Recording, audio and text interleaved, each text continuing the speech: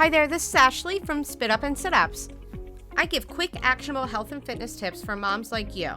I'm a mom of two.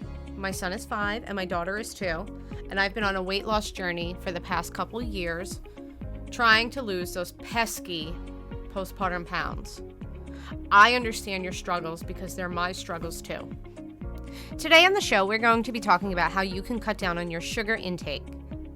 I've got 9 simple ways for you to cut down on sugar that you can implement today. Americans consume about 100 to 125 pounds of sugar each year. That's about 1/4 pound every single day. Cutting back on sweets can help protect you from serious health conditions like obesity and diabetes. It may even help you lose weight. The American Heart Association recently released guidelines for healthy sugar intake. The average American eats about 22 teaspoons of sugar a day. The American Heart Association suggests for women to cut back to just 5 teaspoons a day, 9 teaspoons a day for men, and just 3 teaspoons a day for kids. Here are 9 simple ways you can cut down on sugar, and you can implement these today. The first one is to avoid soda. I love soda. I can't even lie about it. I absolutely love soda. There's nothing better than an ice cold can of regular Coke. Really, I mean, I'll put it up there against a fountain soda. Don't at me. A typical 12-ounce soda contains at least 8 teaspoons of added sugar, which alone is more than the daily recommendation for women and kids. So basically what I'm saying here is drink more water. Your next step would be to limit your processed foods. Candy, cakes, cookies, all of these things have a lot of sugar in them. That leads into my next point. Read your labels. If you're buying things at the supermarket, flip to that label. You know, it's required that all these companies list every ingredient on their labels. If sugar's the first one, it might not be the best choice.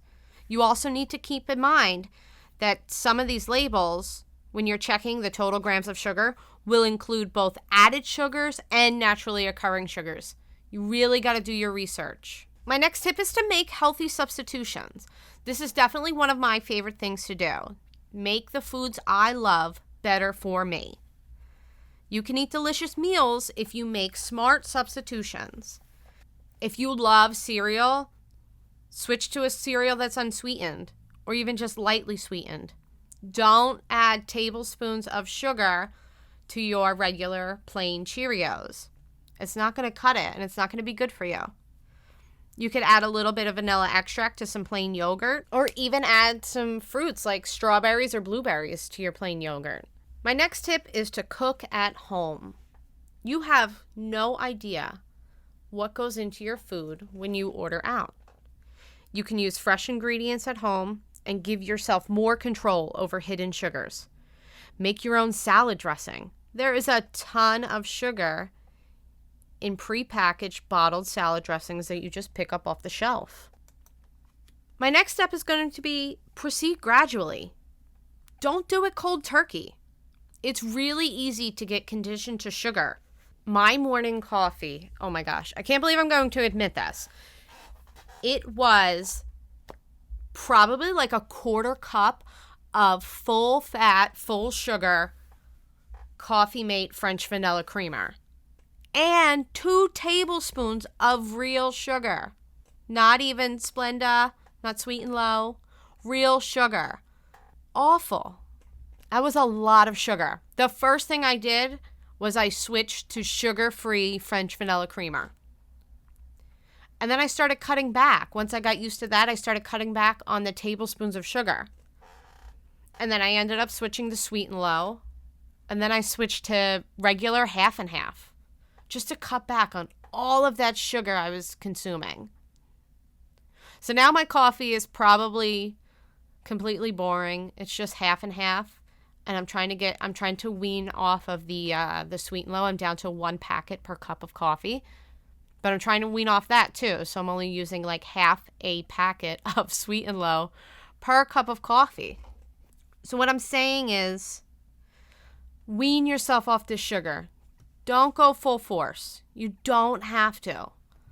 This leads into my next point, which is to reduce your portion size. Yes, moderation is key, but sticking to the serving size is huge. Get a kitchen scale, get some measuring cups, get some measuring spoons, and stick to those portion sizes. My next point is to address your emotional eating. This was always a big issue of mine. I would definitely reach for the Oreos, the chips, whenever I had a bad day, or honestly, even if it was just late and I was bored. You might reach for some sweets when you're stressed to help you feel better. But that's all contributing to consuming way too much sugar. If emotional eating is an issue for you, seek more constructive ways to relax, like meditating, listening to music, or working out, which leads me into my next point, is to exercise more. Aim for 30 minutes of moderate aerobic exercise on most days. Doing exercise will make you feel better, but it'll also make you want to do better when you're not exercising. It'll make you want to cut back on sugar. It'll make you want to reach for a salad or cut back on some of those pesky carbs you're eating, not snack as often.